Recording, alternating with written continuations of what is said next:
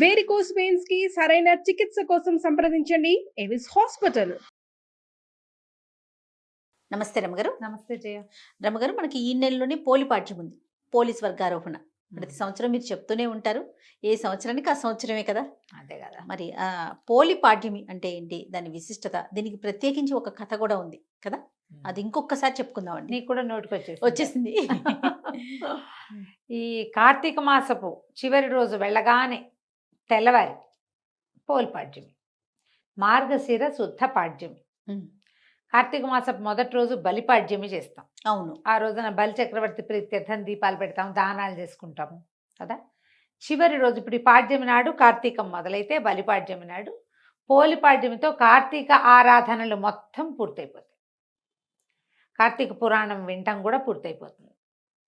30వ రోజు కింద వస్తుంది. మామూలుగా ఏంటంటే మనం రోజులు లెక్క పెట్టుకుంటాం. అవునండి, 30 రోజులు 30 కథలు. అయితే తిథుల ప్రకారం 29 రోజులకే మాసం ఫినిష్ అయిపోతూ ఉంటుంది మనకి. పాడ్యం నుంచి మన అమావాస్య దాకా అయిపోతుంది కదా. ఇంచుమించుగా 30వ రోజున పోలిపాడ్యమే పడుతుంది. కార్తీక పురాణపు కథల్లో ఇది చెప్పాను నేను. 30వ రోజు పారాయణ కూడా ఉంది. 30వ రోజు కార్తీక పురాణ శ్రవణం ఉన్నది. ఓకే. కానీ ఒకసారి మళ్ళీ చెప్తే, ఇదేంటంటే నెల పొడుగునా దీపాలు పెట్టిన వాళ్ళు ఆఖరి రోజైనటువంటి ఈ కార్తీక అమావాస్య దిగగానే వచ్చే పాడ్యమి నాడు తెల్లవారుజామున నీటిలో దీపాలు వదిలిపెట్టడం, జ్వాలాతోరణ సమర్పణ చేస్తారు. నీళ్లలో అమ్మ వెళ్ళిరా అని కార్తీక దీప జ్యోతిని పంపిస్తారు, సాగనంపటం. ఈ నెల రోజులు స్నానాలు చేస్తారు. తెల్లవారుజామునే ఒక పొద్దులు ఉంటారు, ఉపవాసం చేస్తారు, పూర్తిగా నక్తాలు ఉంటారు. తర్వాత దానాలు చేస్తారు, రకరకాలు దుప్పట్లు గిప్పట్లు అలాంటివి కూడా దానం చేస్తాము. మనం బట్టలు వస్త్రదానం చేస్తాం. బ్రాహ్మణులకి మోయిని ఇచ్చే పద్ధతులు ఉంటాయి, ఇది ఇస్తారు కదా, పొత్తర్లు ఇవ్వటాలు అలాంటివన్నీ చేస్తారు. తర్వాత దేవాలయ దర్శనాలు చేస్తాం, ఎక్కడైనా తీర్థాటన చేస్తాం, ప్రతిరోజు దీపారాధన చేసుకుంటాము, తులసి ఆరాధన చేస్తాం. ఎన్ని రకాలు ఉన్నాయి కార్తీకంలో, ఎన్నో రకాల ఆరాధనలు చెప్పారు, ఎన్నో రకాల ఉపాసనలు. ఏ చేయగలిగిన వాళ్ళు అది చేస్తారు. ఇవన్నీ చేసి ఈ చివరి రోజున కనుక నీటిలో దీపాలు విడిచిపెడితే అద్భుతమైన ఫలితం లభిస్తుందని చెప్తారు.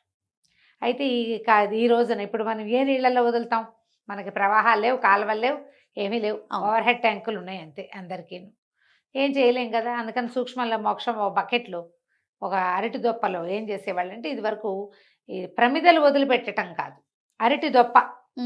ఈ అరటి దొప్పలు ఎక్కడి నుంచి వస్తాయి మనకి, అరటి చెట్టు కాండం తాలూకు డిప్పలు తీస్తాం. ఓకే, తీస్తే అది ఇట్లా ఇలా దవ్వలాగా ఇలా చిన్న అర్ధచంద్రాకారంలో వస్తుంది. దాన్ని చిన్న చిన్న ముక్కలుగా కట్ చేసి ఒక దాంట్లో అంత దానికి 1 2 3 4 4 5 కంతలు చేస్తే అది ఏంటంటే అడుగు భాగం బేస్ ఉంటుంది. ఓకే, దాంట్లో మనము నేతులు, ఆవు నేతిలో ముంచినటువంటి పువ్వొత్తుల్ని వేసి వెలిగిస్తే అందులో నెయ్యి హవనం అయ్యేదాకా, హుతం అయ్యేదాకా ఆ దీపం వెలుగుతుంది. ఆ జ్వాల అలా వెళ్తూ ఆ నదిలో తన తాలూకు దీపశక్తిని చూపించుకుంటూ వెళ్తుందన్నమాట. ఇప్పుడు మనం ఏం చేయాలి, కనీసం ఇళ్లలో ఉన్న ఓ బకెట్లోనే అన్నిట్లో వదిలిపెట్టడం. ఓకే, జలంలో ఒక రకమైన అగ్ని ఉంటుంది, నీళ్ళలో నిప్పు ఉంది కదా, మనకు తెలుసు, కరెంట్ ఉంది కదా, ఆ శక్తినికి ఆరాధన చేస్తున్నాం మనం. కార్తీకంలో నీటిలో విపరీతమైన శక్తి ఉంటుంది. మనం అందుకే కదా చెప్తాం జలే గంగా అని చెప్తాం, తైలే లక్ష్మి జలే గంగా.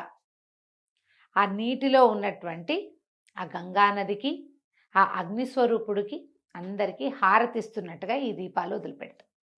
ఈ కార్తీకంలో ప్రవాహంలో దీపాలు వదిలిపెడితే బాగా మంచు వచ్చేస్తుంది కదా, ఆ ప్రవాహంలో అటు ఇటు ఉన్న వాళ్ళకి దీపాల వెలుగు కూడా వస్తుంది. ఆ దీపం వల్ల వచ్చేటువంటి కాస్మిక్ ఎనర్జీ, ఒక రకమైన ఇది వస్తుంది కదా, దీపశక్తి, అది మన నుంచి ముందుకెళ్తుంది అన్నమాట. మన జీవశక్తిని పెంచుకుంటూ వెళ్తుంది. అందుకోసమని చేసేవాళ్ళం. మనకు అవకాశం లేదు కాబట్టి బకెట్లో అయినా వేసుకోవటం, ప్రవాహాల్లో వదిలిపెట్టేవాళ్ళు. పాత రోజుల్లో చేసేవాళ్ళు. మా బకెట్లో చెరువు ఉంది కదా, మా ఊళ్ళో చేసుకునేవాళ్ళు చెరువులో వదిలిపెట్టడం. చెరువులో ఎంత చెరువు ఇటు నుంచి అటు వెళ్తుంది. కాలువల్లో వదిలితే చాలా మంచిది, నదీ ప్రవాహాల్లో వదిలితే మంచిది, విశేషమైన ప్రయోజనం లభిస్తుంది.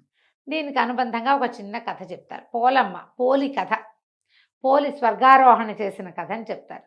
స్వర్గారోహణం చేయటం అంటే ఎప్పుడు చేస్తారు, మరణించాక, కాలం చేశాక ఆమెకి కాలం తీరిపోయిందని అందుకే స్వర్గారోహణం చేసిందని ఒకటి చెప్తారు. బొందితోటే స్వర్గారోహణ చేసిన శరీరంతో వెళ్ళిపోయింది అని ఒక కథ చెప్తారు. మనం ఏ కథైనా చెప్పుకోవచ్చు. ఈ పోలి అనే అమ్మాయి ఒక రజక కుటుంబంలో ఆఖరి కోడలు. మిగిలిన వాళ్ళంతా కొంచెం గద్దరి వాళ్ళు, తెలివైన వాళ్ళు. పోలి మెతకది, భక్తురాలు. ఆ అమ్మాయికి ముందు నుంచి దేవుడికి దండం పెట్టుకోవటము, ఏదైనా మంచి పని చేయటము అవి ఉండేవి. ఇప్పుడు వీళ్ళంతా కూడా ఏంటంటే ఈ నిత్య పూజా విధానాలు లేని కాలం అది. ఓ ఈ కథాకాలము రోజువారీ దీపారాధన చేయటం, రోజువారీ భజన చేసుకోవటం, రోజువారీ పూజలు, గుళ్ళోకి వెళ్ళటాలు అవి లేవు. అందరూ గుళ్ళోకి వెళ్ళే రోజులు కూడా కావు. ఓ ప్రత్యేకంగా కార్తీక మాసం ఆరాధనా మాసంగా ఉండేది ఆ కాలంలో. ఉమ్, అప్పుడు ఏం చేసేవాళ్ళు, ఈ ఇంట్లో దీపాలు గీపాలు లేక వీళ్ళు నదీ తీరానికి వెళ్ళిపోయి నదిలో స్నానం చేసి నది ఒడ్డునే దీపారాధన చేసుకుని కార్తీక దామోదర ప్రీత్యర్థం దీపారాధన మహంకరిచి అని ఎవరన్నా అయ్యగారు మంత్రం చెప్తే చెప్పినట్టు, లేకపోతే దేవుడికి తమకు చేత వచ్చినట్టుగా దండం పెట్టుకుని స్నానం చేయటం, దీపం పెట్టడం. కార్తీకంలో ఇంకా ఏమీ లేదు, స్నానాలు దీపాలు అంతే. అయితే ఈ ఇంటిల్లిపాది వెళ్ళేవాళ్ళు. ఇప్పుడు ఇంటిల్లిపాది వెళ్ళిపోతే తెల్లవారు మళ్ళీ వెనక్కి తిరిగి వచ్చేసరికి ఎండెక్కి వస్తారు. ఉమ్, అప్పుడు దీపావళి పని ఎట్లా ఇంట్లో? ఉమ్, అందుకని మెతగతగా ఉన్నటువంటి పోలిని ఇంట్లో విడిచేసి ఆ అమ్మాయి తాలూకు 4-5 తోడుకోడళ్ళు, అత్తగారు వెళ్ళిపోయేవాళ్ళు. ఈ పిల్ల కూడా తను కార్తీక స్నానం చేయాలని అదని ఉండేది మనసు. కానీ అది కుదిరేది అవకాశం లేదు. అవకాశం లేదు. ఇంట్లో ఉన్న నీళ్ళే పోసుకొని గంగా గంగా అని గంగాదేవిని తలుచుకుని దండం పెట్టుకునేది. మామూలుగా కొంచెం శ్రద్ధాసక్తులు ఉన్న పిల్ల. వీళ్ళకి రోజువారీ పూజా విధానాలు ఉన్నట్టు కథలో చెప్పరు. ఆ కథాకాలం కూడా అలాంటిది కాదు. ఈ నెలలోనే చేసుకునేవాళ్ళు. 4 రోజులు వాళ్ళు ప్రతిరోజు వెళ్ళిపోయారు. ప్రతిరోజు పాలు దిగి, గొడ్లకు మేత ఎయ్యి, వెన్న దిగి, అది దిగి, ఇది దిగి అని చెప్పేవాళ్ళు.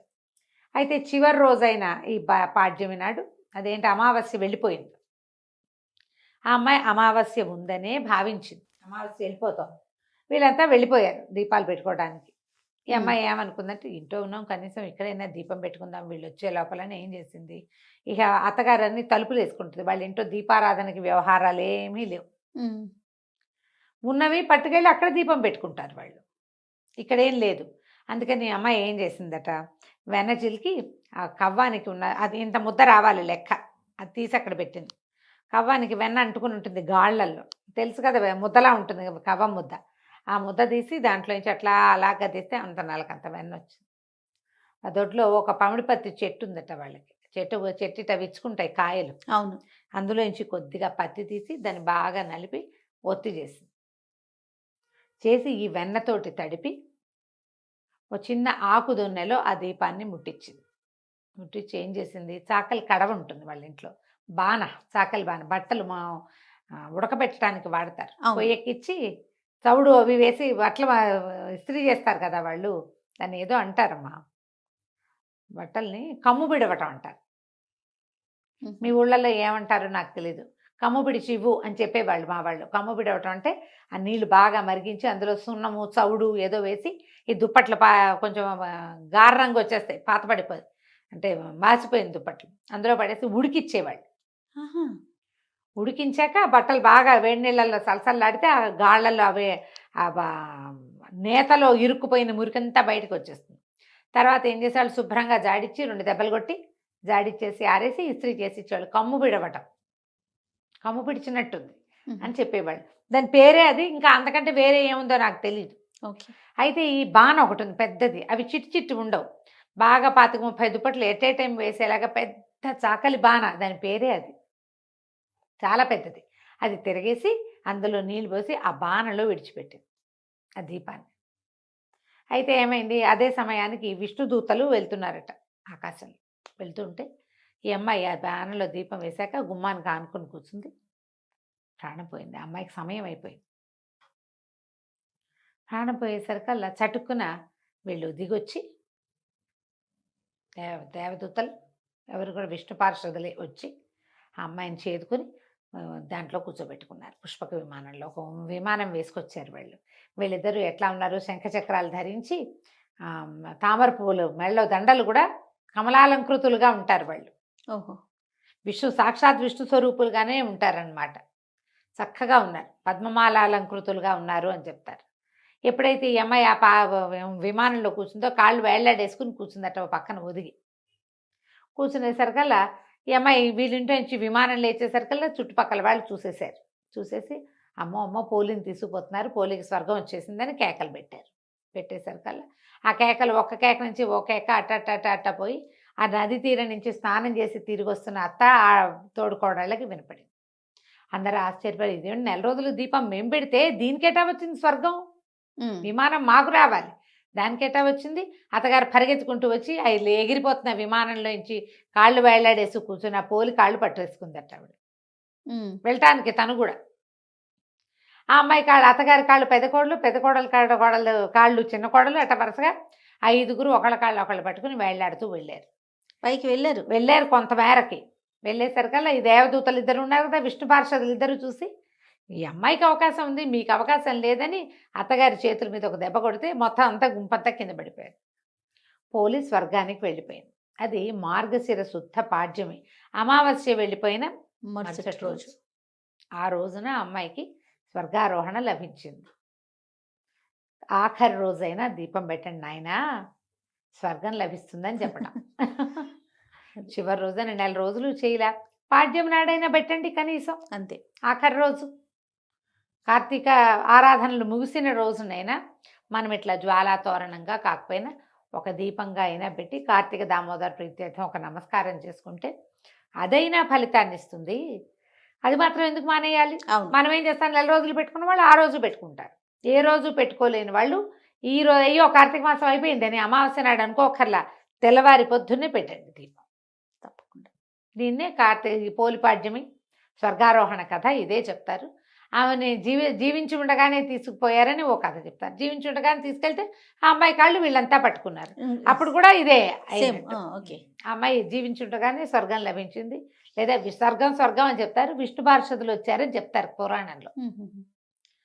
ఆమెకు అవకాశం లభించింది. ఎందుకంటే శ్రద్ధ, ఆసక్తి, భక్తి ఈ మూడిటి వల్ల ఎంత అవకాశం ఉంటే అదేదో బ్రహ్మాండం పగలదీసే పూజ కాకపోయినా చిన్నది కనీసం అందుబాటులో ఉన్న చిన్న దీపం పెట్టి, దేవుడా ఇదంతా నీ వల్ల అని ఒక దండం పెడితే చాలదు, అంతే. అదైనా చాలు.